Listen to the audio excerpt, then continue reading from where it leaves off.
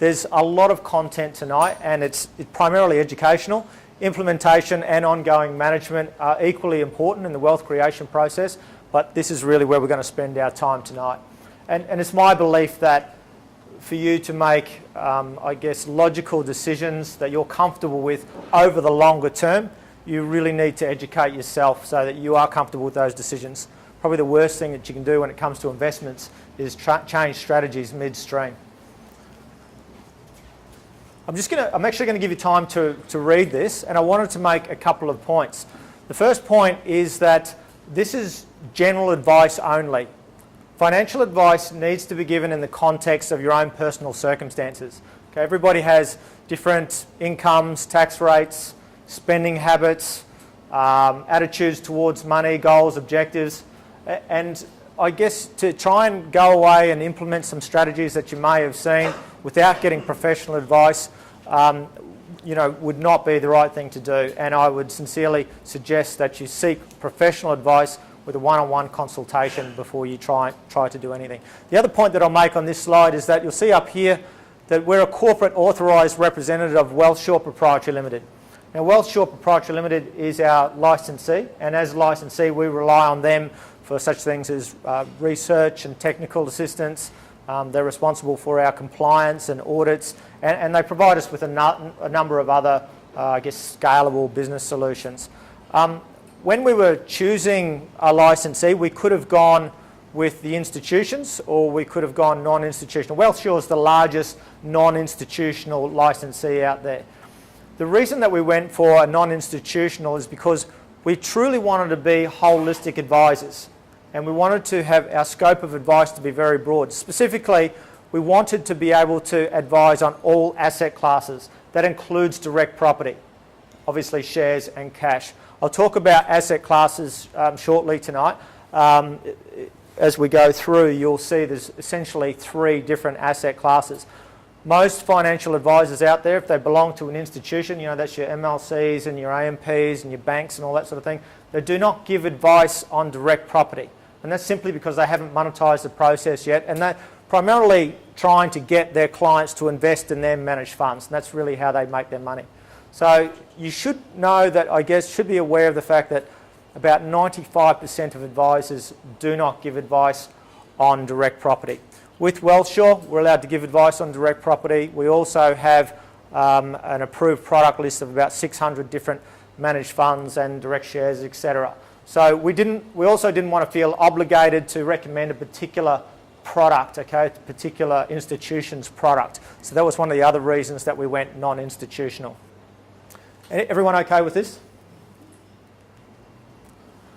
All right, before I get into some of the strategies, I just want to touch on what financial advice is. And I know this is a very busy slide. I know most of you up the back probably won't be able to read half of what's on here.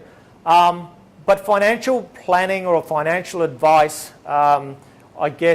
when people think of those words, probably a couple of things come into their head. I think it's fair to say most people think that it's either insurance sales, or it's you want to sell me an investment, or maybe it's an advice around superannuation. And that's about it. That's about the scope of it.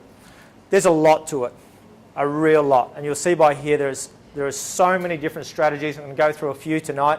Won't be able to go through them all, but there's 2 parts to it. There's the quantitative part and the qualitative part. The quantitative part is where we try to, get the optimal mix of strategies, especially for you, so that we produce the best financial outcomes. And we've got pretty sophisticated software that allows us to do all that and model all these things to squeeze out every last dollar that we can. So that's the easy side for us. The other part of it, which is not so easy, is really getting to know you as a client. What's important to you, what makes you tick, what you want out of life, even your personal values, believe it or not.